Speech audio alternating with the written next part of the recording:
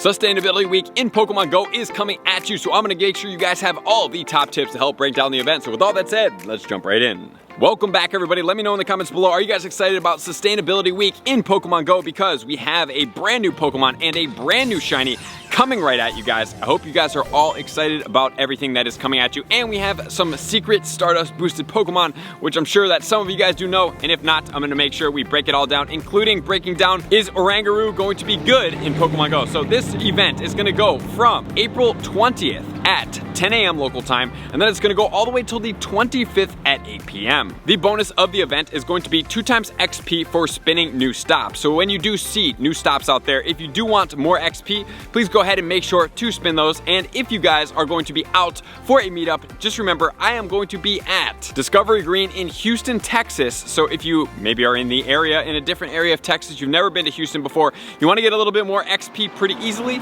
can come on out and play. There's going to be spawns. There's going to be spawns attracted to Mossy lure modules we're going to check out in a tip, but I also want to cover that on Saturday the 23rd from 10 a.m. all the way till 8 p.m. There's going to be tasks that you can complete. Every time you do encounter a task and complete it, it's going to be requiring you to walk 1 kilometer. You will be able to help Niantic plant trees up to 100,000, which is an extremely noble cause. So I hope to see all you guys out there moving on Saturday. And once each trainer does walk 5 kilometers, that's going to equal 1 tree planted. So please get out there, everybody. Please walk at least 5 kilometers on Saturday from 10 to 8. And then also every time you do complete one of those 1 kilometers, you're going to get a Cherubi encounter as well. The Cherubi 100% IV is going to be 407 coming from research, which will also be in the field research. There will also be a collection challenge, which will require you to catch a Cherubi, a Gloom, a Weepinbell, a Grimer, a Trubbish, and a Grotle. And the rewards will be 15,000 XP, a Meganium encounter, and 15 Great Balls. And let's not forget about the 1 free bundle, which is going to get you a Mossy lure module, which will be covered in one of my tips, which is going to start right now, starting off with tip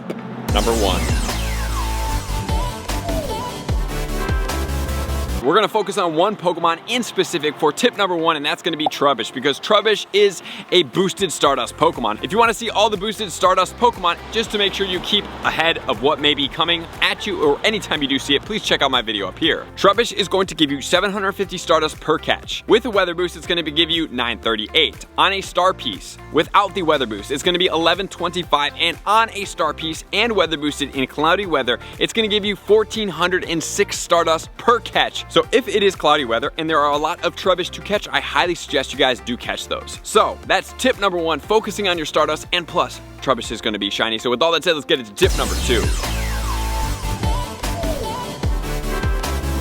Tip number 2 is going to focus around the spawns that are going on during the event. We do have Oddish, we do have Grimer, and Turtwig. All these Pokemon do have shinies. We have Grotle. Grotle is going to give you a guaranteed 1 XL candy per catch, and it is a boosted Stardust Pokemon because it is at level 2 evolution tier, which is going to give you 300 Stardust per catch without the Weather Boost. We also have Cherubi, which is going to have the new shiny out. We have Trubbish, we have Ferroseed, both of them do have shinies, and then Oranguru is also going to be out for the first time ever in Pokemon Go. And then if you are lucky, you can catch Venusaur. Venusaur is going to be a 500 Stardust base catch because it's a level 3 evolution. And this specific Pokemon is going to be guaranteed 2 XL candies per catch, and it can be shiny in the wild. So as far as meta-relevant Pokemon, honestly speaking, we don't really have too many except the Venusaur. Venusaur is going to go into Mega Venusaur. Mega Venusaur being the top grass attacker in the game right now until we have Mega Sceptile come out, and potentially other future Pokemon that could take over this top spot in the Shadow form. So as of right now, it is number 1.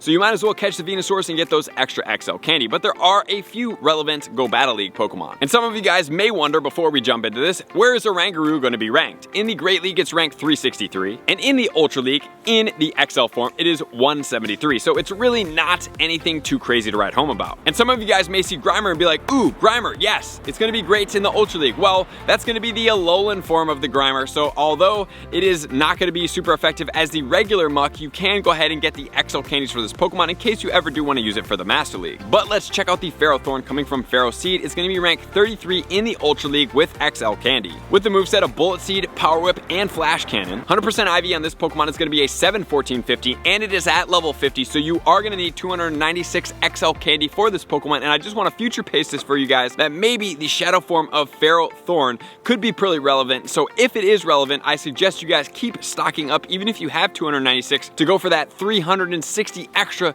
just in case for that extra shadow. And then also I want to touch base on the Phantump going into the Trevenant. It's going to be ranked 3 in the Great League and 2 in the Ultra League with Shadow Claw, Seed Bomb, and Shadow Ball. So in the Great League, it's going to be ranked 0-15-15, and in the Ultra League at level 43.5, it's going to be a 1-15-15. So it's going to need some XL candy, but not a ton. So those are going to be the wild spawn, which is then going to take us into tip number 3. Tip number 3 is going to focus around the Mossy lore modules. So although you do need to catch some of these Mossy lore module Pokemon during this event, is it going to be worth your time to use more Mossy lore modules to pull out these Pokemon more than just what's going on? So the Mossy lore modules are going to attract Gloom, Weepinbell, Chikorita. Chikorita does have a shiny. Then we are also going to have Grotle, Cherubi, as well as Swaddle. Cherubi is going to be the new shiny. And then we also have Alolan Diglett, which has a shiny. Blossom, no shiny. That's going to be capable from catching the Blossom, but that's a guarantee 2 XL candy. And then we have Nincada that does have a shiny as well. So what are going to be the relevant Pokemon here, and is it going to be worth using Mossy lore modules? Well, I would say that if it's going to be pulling a lot more Cherubis, I would say definitely it's going to be worth your time. But if you are going to go after here, are there going to be relevant Pokemon in here? I am going to point you out that the Chikorita is going to be into Meganium. That's going to be ranked 52 in the Great League with Vine Whip, Frenzy Plant, and Earthquake. 100% IV is going to be a 0-10-15, and then in the Ultra League it's going to be ranked 8 as a Shadow, 13 as a non-Shadow, and it's going to be level 15 at a 0-14-15. So you guys are definitely going to want to prioritize that Pokemon because it does do a lot of damage, and it is a great grass type Pokemon to be able to use for the Ultra League. But beyond that, there's nothing too crazy to write home about, which is then going to lead us into tip number 4.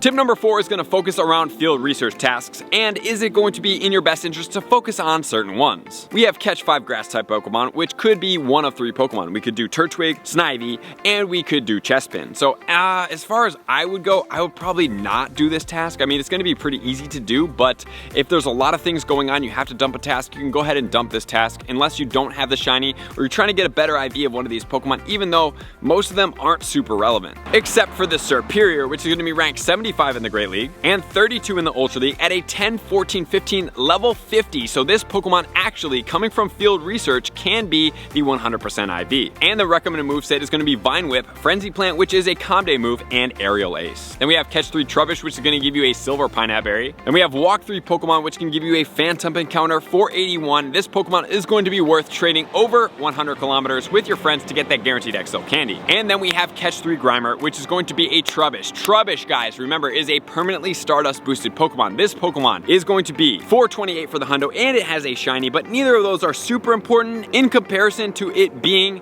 a permanently Stardust boosted Pokemon. So being that we have Calm Day coming up in the near future that will have a 3x catch Stardust, I highly suggest you guys give this Pokemon either a red raspberry or a golden raspberry and run from it to stack it up in your field research tasks, and you have up to 100 slots in there that you can save and add to your Stardust when going on to Calm Day. And then we have Walk 1 kilometer, that's going to give you a Cherubi encounter, 407 for the hundo. And then we have Power Up a Pokemon 5 times, which is going to give you 50 Mega Energy for Venusaur or Abomasnow. So personally speaking, I typically don't like to trade Stardust for Mega Energy, but here it's a pretty good deal. But what I would suggest doing is only powering up either very low level lucky Pokemon or level 1 Pokemon and only powering them up 4 times, because that is going to be 800 Stardust. Then it's going to go over to 400 Stardust per power up from 200 Stardust per power up. So you can go up 4 times, then you're going to have to dump that Pokemon and find another level 1 one and power it up 1 time to be able to complete this to get that Mega Energy, which is a great way to get it as opposed to rating for it. But save your Stardust and do not power up higher level Pokemon, because then you're going to be churning through a lot of Stardust, and I don't really think the reward is tremendous. So with all that said, now let's get into tip number 5. Tip number 5 is going to be all about 7-kilometer eggs, because we have specific Pokemon going on during 7-kilometer eggs. Personally speaking, 7-kilometer eggs are cool, but they are hefty to be able to hatch. because it's 7 kilometers. From the 7-kilometer eggs, we have a Alolan Diglett, we have Larvitar, we have Cherubi, and we have Oranguru. So as far as these Pokemon go, decent selection. You can get the Cherubi in the wild. The Larvitar is not going to be in the wild. The Alolan Diglett will be able to come from the Mossy lure modules, and the Oranguru is going to be in the wild. So would I suggest hatching these just for a potential shiny, or maybe 100% IV, or maybe a Larvitar? Probably not. I would focus on the 12-kilometer eggs as always for the Stardust churning. I don't really think the yield in these eggs are super worth it, but at the same time, I really want to suggest that if you do hatch these and you do hatch Larvitars, you can get the XL candy, and trading those Larvitars over 100 kilometers is always going to be great for Mega T-Tar when it does come into the game. And just to make sure you're up on top of the 100% IVs for the Larvitar, 594 from hatch. And the Oranguru is pretty easy. It's going to be 1400. So those are going to be all the tips. Number one, focus on the Cherubis, try to get the shiny. And just remember, if you want to evolve for this Pokemon, Cherubi, I believe that in sunny weather, you will be able to evolve it into the sunshine form. However, I'm not 100% positive. As soon as I do know, I will put it in the pinned comments below of this video to make sure. But from the research I did do, it looks like you can evolve it in the sunshine, which will go into the sunshine form. And then every other weather condition, it will go into the overcast form, which is the more common of the two. So thank you guys for being here as always. Get out and walk. Excited to see everybody out in Houston. I appreciate you guys being here as always. To all my likers, commenters, subscribers, Patreon members. Everybody takes their support, subscription, participation to the next level. I'm gonna see you guys out in the next video. Peace.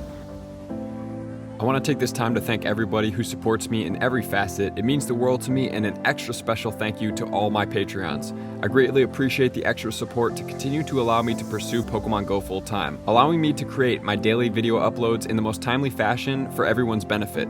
Plus, I get the amazing experience of sharing my creative processes behind the scenes and raiding all around the globe with select upper tiers. Thank you everybody for being a part of the Trainer Club. You all mean the absolute world to me, and I will see you guys out on the next video.